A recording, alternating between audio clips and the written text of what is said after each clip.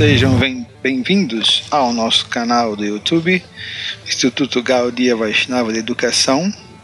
Meu nome é Mahakrishnanam e nós estamos trabalhando com os Shadasanas, ou os 6 sistemas filosóficos ou 6 sistemas de filosofia da Índia Antiga. Essa é a última parte, a parte 4, a qual nós vamos ver o pensamento ou o sistema de Karma Mimamsa, do trabalho árduo, né, das cerimônias, dos rituais e da interpretação dos Vedas originais para se conseguir promoção aos planetas celestiais, ou seja, o sistema materialista, mas o sistema mais parrudo, mais elevado dentro dos Shadasanas, sem dúvida é o sistema Vedanta, que estabelece conhecimento baseado nas Upanishads, nos Aranyakas e principalmente na Vedanta Sutra, ou seja, é a metafísica dos Vedas, como que o indivíduo, como alma espiritual, alcança a autorização, alcança moksha, alcança liberação. Gostaria de mandar um abraço especial ao meu ex-professor Flávio Senra, da Universidade PUC Minas, do curso de Ciência da Religião, que está acompanhando, e ao Shri Krishnamurti, presidente da ISKCON BH, que também disse que está acompanhando os nossos vídeos, tá bom? Então, aqui eu, estúpido que vos fala. Vamos então ver os 2 sistemas. Também nós já vimos, analisamos o sistema de Nyaya e Vaisheshika, e também o sistema de Sankhya e Yoga. Eu vou deixar o link aqui em cima, do lado direito, para vocês da tela, e vocês podem acessar os vídeos antigos e não perder o fio da meada, não perder nada. Tá bom? Então aqui, nosso amigo Karma Mimamsa, arte do trabalho pesado. Por quê? Porque é um processo, é uma praxis, envolve uma praxis, né? O ritual, os Agnihotras, os sacrifícios, as cerimônias de fogo, tudo em troca de promoção aos planetas celestiais. E depois você tem que nascer de novo, e nascer de novo, e nascer de novo, e nascer de novo, e nascer de novo. Ou seja, é um trabalho muito duro em troca de uma cenourinha no final do dia. Então, Karma Mimamsa, o período aproximadamente 400 antes de Cristo, né? O principal provavelmente é o Jaimini Kavi ou Jaimini Rishi, e a sua principal obra é o Purva inicial Mimamsa Sutra. Então, quais são as principais características do Karma Mimamsa? Enquanto os sistemas anteriores, a saber, Nyaya, Vaisheshika, Sankhya e Yoga, são ástica ou ortodoxos, mas de nome, né?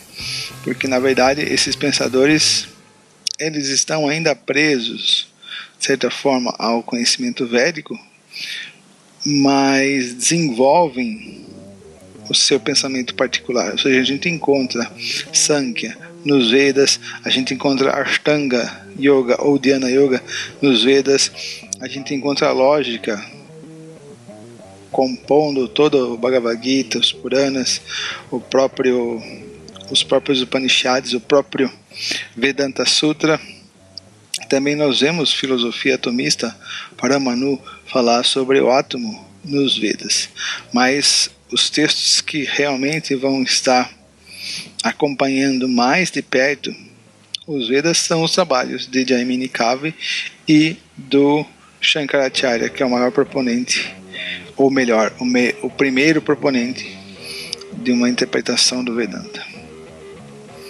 Então esses sistemas, Nyaya, Vaisheshika, Sankhya e Yoga, por não serem, eles são ortodoxos de nome, por não irem contrário, por não irem contra o Siddhanta, a conclusão dos Vedas.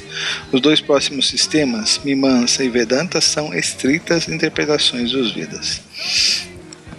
Veda, em sentido mais amplo e preciso, são os mantras os Brahmanas, os Aranyakas e os Upanishads. Mantras são os hinos védicos, são os versos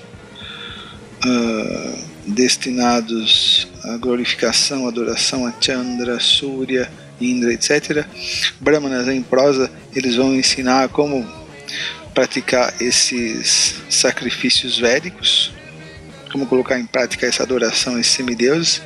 Aranyakas são os textos da floresta, né? Começa aqui nós vemos o começo de um apartamento da vida social, da vida condicionada, e um desejo de autorrealização, de liberação, uma busca por isso na floresta, né, apartado da vida social. E as Upanishads vão tratar mais precisamente sobre metafísica. Os mantras, que são os hinos, e os brahmanas, textos litúrgicos, constituem as seções ritualísticas do Veda, ou seja, o nosso amigo aqui que está explanando isso é o professor Mahadevan MP, da Universidade de Delhi, e ele tem uma posição convencional, no sentido de que ele é um adepto do Advaitavada de Shankaracharya. Então, os seguidores do Advaitavada consideram Vedas como os Vedas originais, Sama, Riga, Atharva e Yajurveda, no qual contém essas divisões aqui que ele acabou de explicar. Os Puranas, Mahabharata, Ramayana, que é onde está concentrada a maior explicação, explicitação sobre Bhakti, eles consideram a parte dos Vedas, mas nos próprios Vedas declaram que os Puranas, Mahabharata, Ramayana e esses textos que não ferem o Siddhanta, a conclusão védica, que vem dialogar com a conclusão védica, são considerados o quinto Veda, né? Isso é declarado por Madhvacharya e nos próprios Vedas, no próprio Bhagavad Purana, vai ter várias menções sobre isso.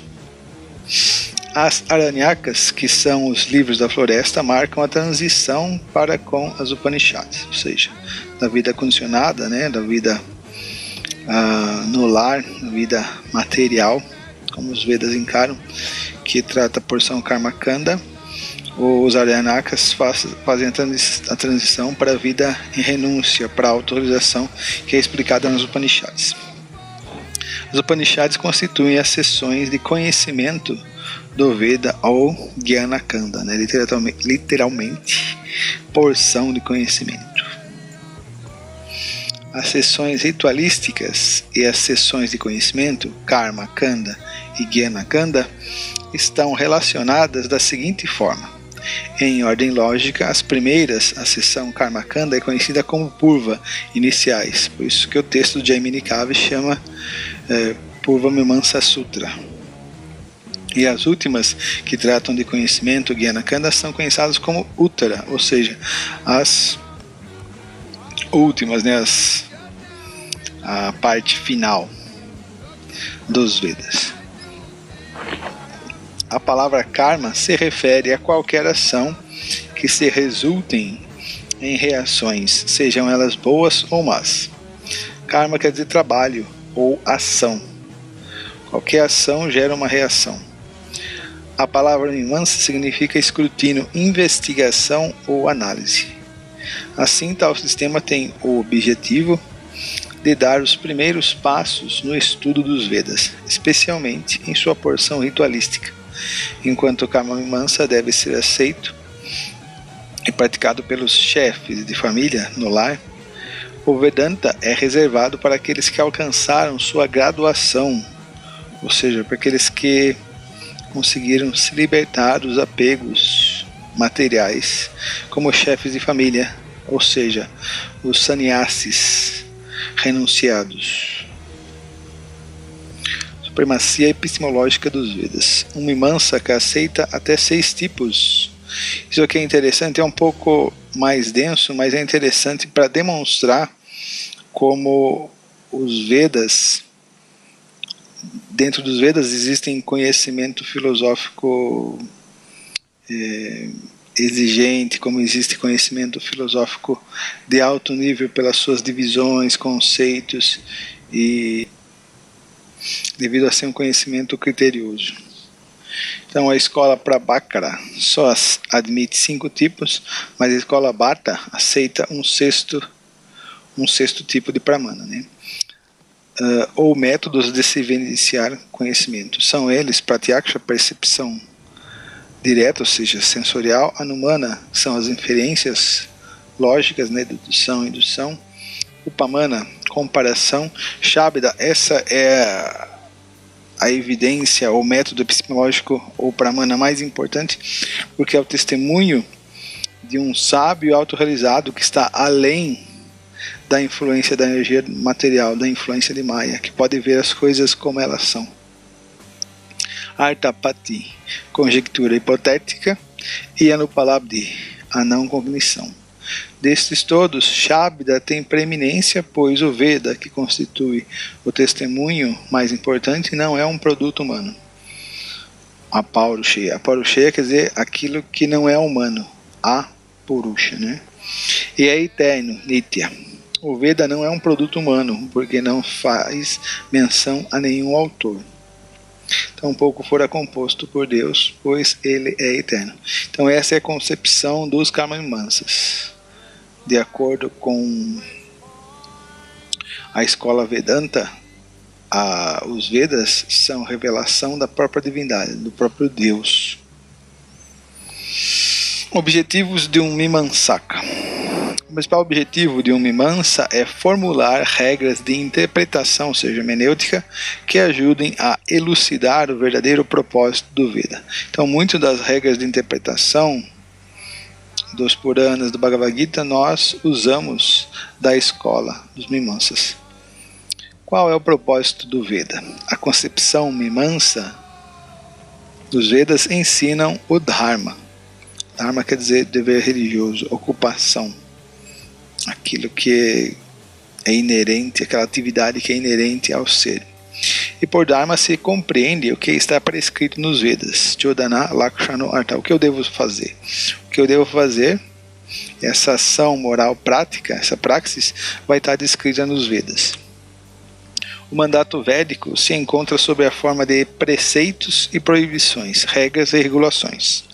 As prescrições védicas estão acima da moralidade ordinária, no sentido de que alguém já se tornou apto e familiarizado com elas. Ou seja, alguém que tem experiência, tem conhecimento, ganho de causa sobre o assunto, que realizou o determinado assunto, está falando. Dharma, portanto, é o dever religioso. Ao realizá-lo, a pessoa adquire um mérito pouco comum, punya. O propósito dos Vedas é o de incitar os homens a cumprirem seu Dharma. Essa é uma boa explicação para os Vedas. O que os Vedas ensinam? O Dharma. Por isso a Bhagavad Gita e o Srimad Bhagavatam vêm ensinar qual é o Sanatana Dharma, ou seja, qual é o Dharma eterno da alma, do eu. Enquanto a porção Karmakanda vai ensinar um Dharma temporário e relacionado ao corpo material, à situação social, psicofísica momentânea, o Bhagavad Gita e o Bhagavad Purana vão ensinar qual é a atividade da alma, o que a alma faz, qual é a ocupação da alma. Nos Vedas, desde o início, existem passagens que não de caráter prescritivo, como nas Upanishads, as quais discutem a natureza do eu. Ainda nas partes ritualísticas dos Vedas, existem enunciados que se referem às deidades e às parafernálias de sacrifício. Sim, isso é muito bem caracterizado nos Brahmanas, né? Mas, de acordo com o sistema Mimamsa, estes textos não têm um propósito independente. Devem ser interpretados juntamente com uma ou outra prescrição. Se os Vedas se detêm a falar sobre seres existentes, Siddhas, eles não teriam nenhuma utilidade. O propósito dos Vedas não é o de descrever uma realidade ôntica, mas o de prescrever o que deve ser feito apenas, bhavya. Então essa é a visão Mimamsa, ou dos Mimamsakas, em relação aos Vedas, né? Que é uma visão parcial e materialista dos Vedas. Então existem 3 classes de mandatos. Nitya Karma são os deveres obrigatórios, como oferecer orações noturnas todos os dias, realizar Agnihotra durante toda a vida, etc. Aquele que é apto deve levar a cabo tais rituais incondicionalmente. Então isso que eles entendem por Nitya Karma. Existe o Naimittika Karma, que não são deveres diários, mas que devem ser realizados em certas ocasiões, banho cerimonial durante os eclipses, que o eclipse é inauspicioso de acordo com a cultura védica, etc. E existem os Kamya Karma. Kamya vem de Kama, né, desejos. Esses são deveres opcionais, como a realização de Jyotishrama, para aqueles que desejam ascensão aos planetas celestiais, como beber o famoso néctar da imortalidade, Amrita ou Somarasa, nos planetas celestiais. É muito provável que o fim último do homem, de acordo com Mimamsa, em suas primeiras etapas de desenvolvimento, fosse o desfrute nos planetas celestiais, alcançar Swargaloka. Entretanto, posteriormente, os Mimamsakas aboliram esta ideia e adotaram outros sistemas na crença de que a meta final do homem é a liberação, talvez devido à concorrência com os outros sistemas filosóficos. Só um adendo aqui. Quando nós falamos de planetas celestiais, quando os Vedas falam de planetas celestiais, Swargaloka, apesar desses planetas possuírem uma duração de vida muito maior e uma quantidade de prazeres sensoriais muito maiores, muito mais deleitáveis, esses ainda são planetas materiais dentro do Brahmanda, dentro do universo material. Mas, mesmo após esta adaptação, seguiram insistindo na importância da realização das obras védicas como um caminho, como o único caminho para alcançar a liberação. Para muitos Mimamsakas, a liberação é ir simplesmente aos planetas celestiais. Não existe um propósito último, não existe um Deus, ou não existiria um mundo espiritual eterno e contínuo. Então, de acordo com Hridayana Maharaj, no Bhagavad Purana, qual seria o equívoco de Jaimini Rishi? O Vedanta Sutra, sobretudo no 4º capítulo, que trata da meta última da vida, descreve em detalhes o potencial da alma para se libertar dos nascimentos e mortes. Ao passo que subordina o sacrifício, o Agnihotra, o Yagya védico, ao papel de ajudar a quem deseja qualificar-se para receber conhecimento espiritual. Como afirma o próprio Vedanta Sutra, Agnihotradi Tulat Karyayaiva Darshanat. O Agnihotra e outros sacrifícios védicos destinam-se apenas a produzir conhecimento, punya, né? Conforme mostram as afirmações dos Vedas. E as próprias últimas palavras do Vedanta Sutra proclamam que Anavriti Shabdat, a alma liberada jamais retorna a este mundo, como se promete na escritura revelada. Já a intenção do Karma Mansa é ficar nesse ciclo.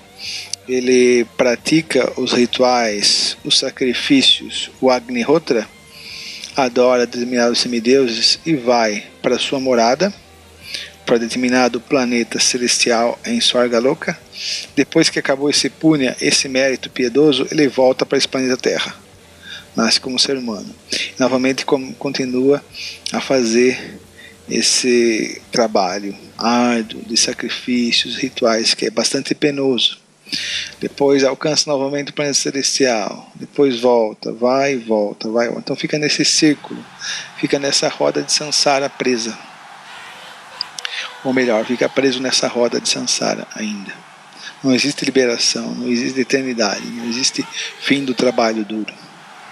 Mais ou menos como alguém que trabalha duro o ano inteiro e tira um mês de férias para ir para Cancún. Aí volta, trabalha, depois vai para Cancún. E eles acham que isso é a meta da vida. Então aqui começa a metafísica em grande estilo dentro dos Sadhashanas, que é o pensamento Vedanta, ou a filosofia Vedanta. Aqui a vertente de Shankaracharya, o grande pensador da Índia moderna, clássica. Existem outras versões do Vedanta, existem outras versões Vaishnavas. Eu vou deixar o link aqui em cima para vocês também, para vocês poderem comparar, que são as videoaulas que a gente chamou de as 4 Sampradayas Vaishnavas, tá bom? Mas vamos ver então esse Vedanta, que é o primeiro, né? Que é o de Shankaracharya, e como ele se disponibiliza. Um Vedanta Advaita, Advaita quer dizer sem dualidade, ou não dual, ou monista. O período foi aproximadamente entre 509 a.C. e 788 d.C., né, que viveu Shankaracharya. É ele, o Adi Shankaracharya, o seu principal proponente, e como principais obras a gente tem o Sutra Bhashya, ou Shariraka Bhashya, Mandukya Karika de Gaudapada também. Quais são as principais características? Aqui a gente pegou um verso do Chandogya Upanishad que mostra bastante essa veia impessoal da verdade absoluta que os filósofos Advaita se atraem.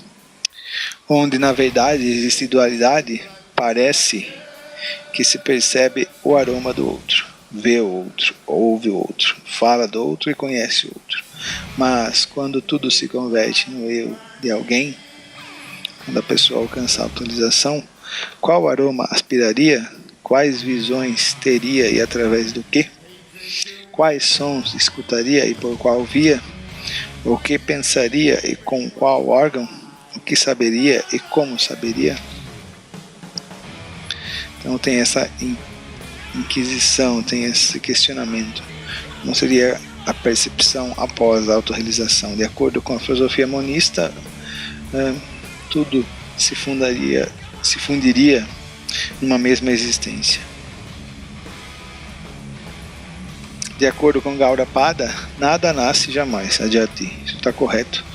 A alma é jamais não nascida, ou ela nunca nasceu. Não porque nada seja a realidade última. Aqui ele está contestando a filosofia budista de Shunyata, do vazio, do vácuo, mas porque o eu é a única verdade causal, ou seja, só existe o Brahman, só existe o Espírito.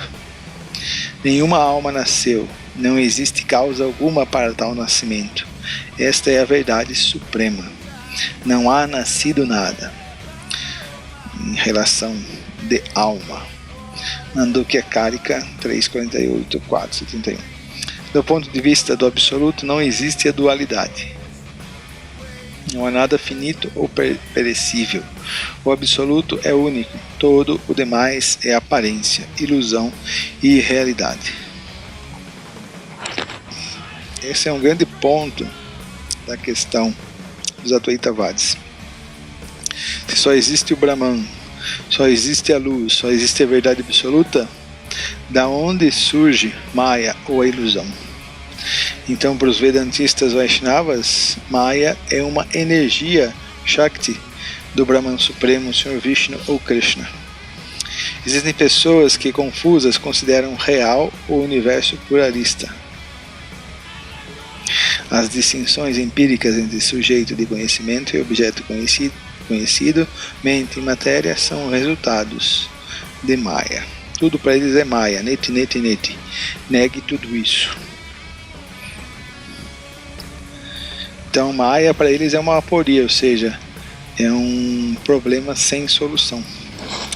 Todas as distinções, incluindo a distinção entre o absoluto e o empírico, são produtos da ignorância, avidya e ajnana. É interessante ressaltar que quem está dizendo aqui é o professor Mahadeva, e esse professor Mahadeva é um seguidor da filosofia Advaitavada. Apesar de ser um professor acadêmico, doutor, ele tem essa posição confessional. Então fica muito interessante quando a gente estuda os textos dele, porque ele vai dar uma ênfase maior ao processo de Advaitavada, por estar familiarizado com ele, com ela. O erro metafísico consiste em confundir o eu com o não eu, ou seja, achar que esse corpo é o eu. A noção eu se refere à verdade, à realidade.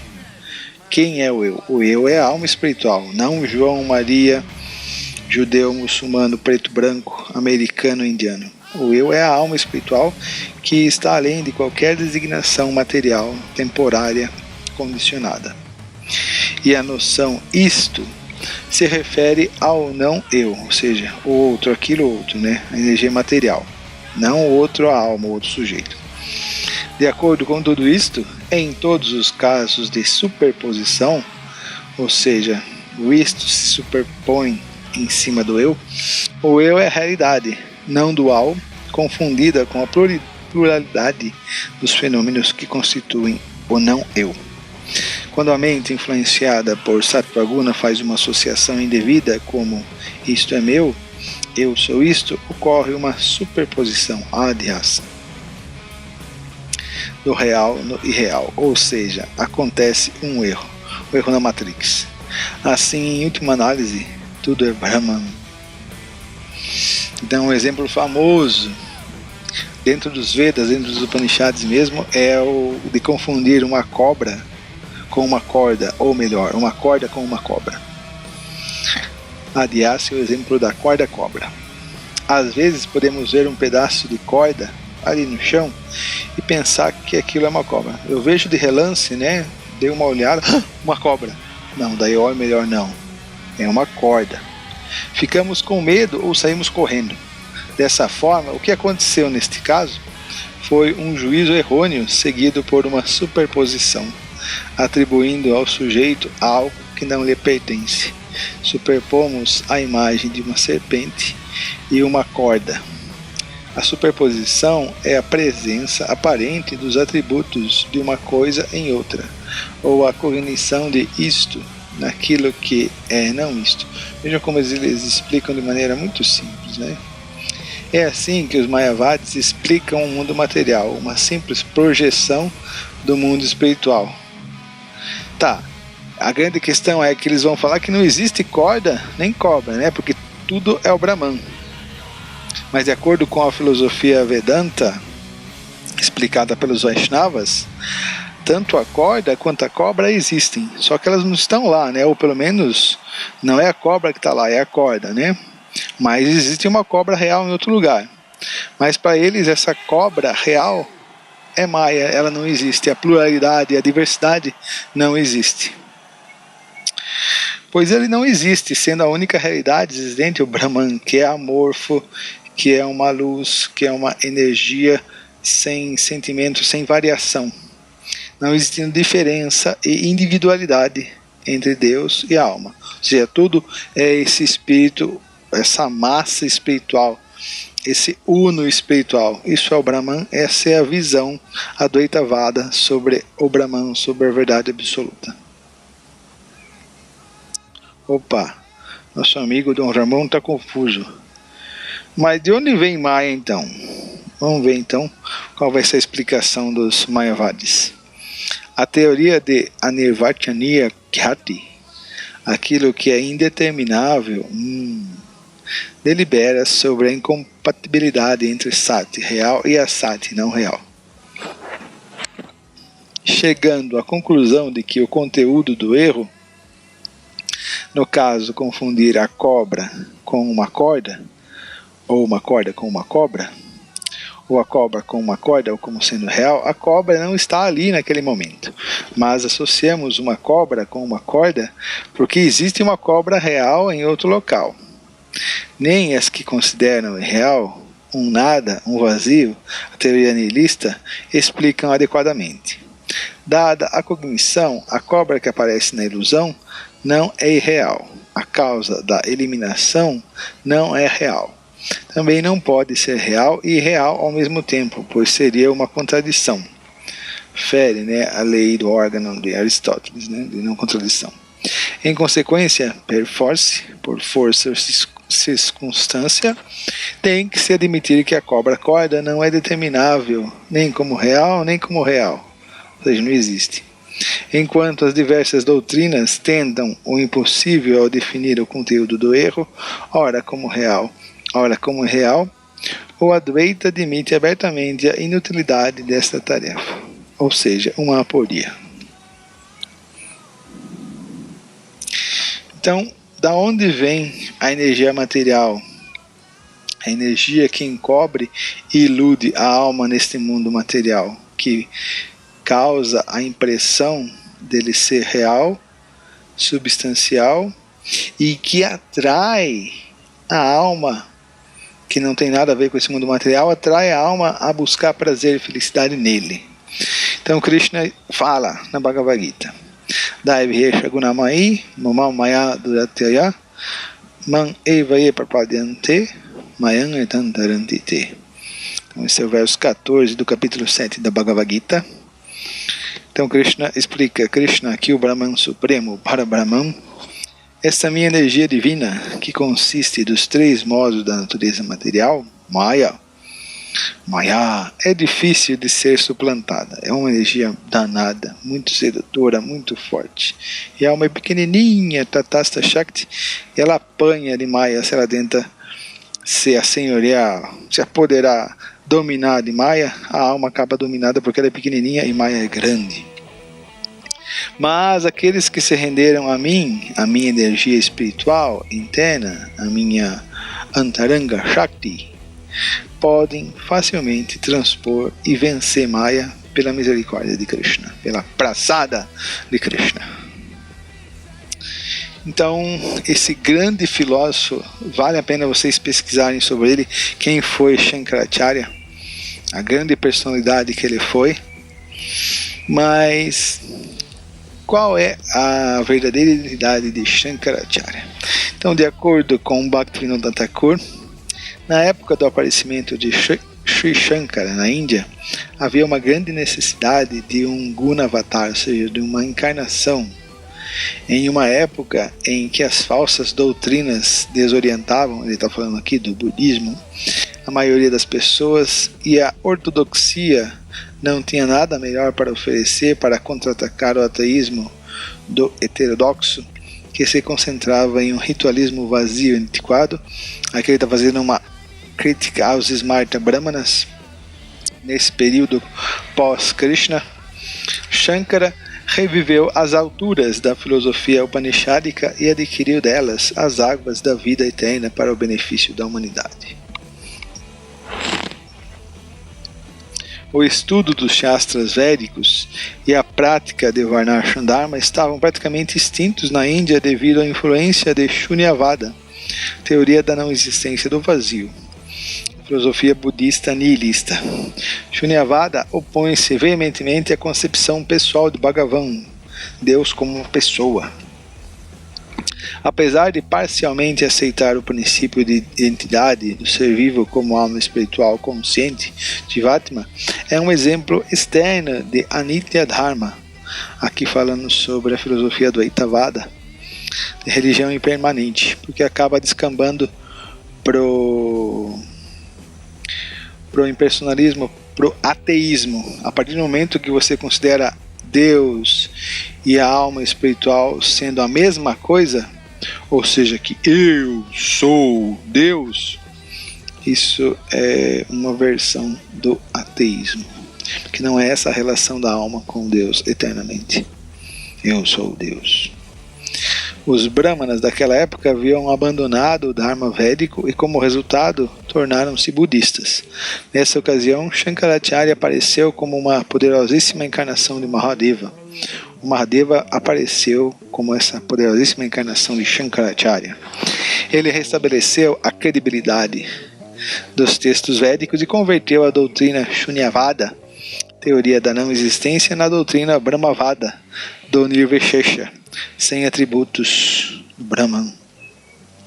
Isso foi uma façanha extraordinária e extremamente importante para a época, como eu explico no curso de 4 Sampradayas. O link está aqui do lado direito, vocês vão poder acessar os 4 Sampradayas. Então, fechando esse nosso curso sobre Shadarshans, os 6 sistemas filosóficos ortodoxos clássicos da Índia, Shadarshan, vem apresentar ao pesquisador de mente aberta, ávido por conhecimento, a riqueza e proficiência dos sistemas desenvolvidos no lado oriental. Pensamento este acompanhado de profundo rigor, essa é a palavra que eu estava procurando anteriormente, profundo rigor científico e metodológico, capaz de suprir as exigências dos requisitos e métodos das disciplinas da produção filosófica no Ocidente, com suas similitudes correspondentes com a epistemologia, a lógica, a linguagem, a metafísica, a hermenêutica, etc., demonstrando que a produção de conhecimento é universal e pode se suceder em diversos momentos históricos e culturas distintas. Ou seja, que não é o arauto, não é a glória apenas do grego ocidental. No caso específico dos Sadarshanas, relacionando-os e comparando-os com o pensamento Bhagavata, o sumum bonum de todo o conhecimento védico, concluímos que, individualmente, cada sistema consegue se aprofundar em um tema específico da filosofia corrente neste Purana, Srimad Bhagavatam ou Bhagavata Purana, ao passo que se frustram quando trata-se de se equiparar com a conclusão deste, o Siddhanta do Bhagavatam, o qual consegue dar coesão e coerência para todos os outros sistemas, estou falando dos Shadarshanas, através de sua descrição de Bhagavan, Deus pessoal, a divindade como pessoa, juntamente com suas diferentes energias. Então esse é o nosso querido Howard Resnick, que é um PhD em sânscrito pela Universidade de Harvard e um historiador das religiões. Então ele está dando sua opinião aqui sobre os Sadarshans, não baseada em pregação, em tentativa de conversão, mas a sua compreensão profunda dessa questão dos Darshanas e dos Vedas na história da filosofia do pensamento indiano. Das 6 filosofias ortodoxas da tradição védica, Sankhya, Yoga, Nyaya, Vaisheshika, Mimamsa e Vedanta, só o Vedanta de Badarayana Vyasa ou Vyasadeva está livre de erro, e mesmo este somente quando explicado de maneira apropriada pelos genuínos acharyas, mestres, os Vaishnavas, devotos da divindade pessoal Vishnu ou Krishna. Cada uma das 6 escolas, não obstante, faz alguma contribuição prática à educação védica moderna. O Sankhya ateísta explica como os elementos naturais evoluem do sutil para o grosseiro. O Yoga de Patanjali descreve o método de meditação dividido em 8 fases. O Nyaya estabelece as técnicas da lógica. O Vaisheshika considera as categorias metafísicas básicas da realidade. E o Mimamsa estabelece os instrumentos clássicos da hermenêutica ou interpretação das escrituras. Então isso está no Bhagavata Purana, canto 10, capítulo 87, verso número 25, em seu comentário de Hridayananda Goswami, Howard Resnick. Então, Srila Prabhupada, aquele que veio trazer a verdadeira filosofia Vedanta para o Ocidente, Srila Prabhupada Ki Jai. Então, aqui nós terminamos o nosso curso de Shadarshan, lembrando que, na verdade, tudo foi muito... é apenas uma pincelada sobre o assunto e pode conter erros, apesar de eu ter me resguardado com bons autores, mas muita coisa pode ser dita sobre esse assunto, é apenas uma mera pincelada. Na verdade, isso é para estimular vocês a procurarem nos livros, nas fontes originais e se aprofundarem. Qualquer dúvida, qualquer comentário, deixem aqui embaixo. Por favor, deem um link, ou melhor, deem um like, não, um link, deem um like, compartilhem. Muito obrigado pela atenção. Tenham um bom dia, uma boa tarde ou uma boa noite. Hare Krishna e tchau!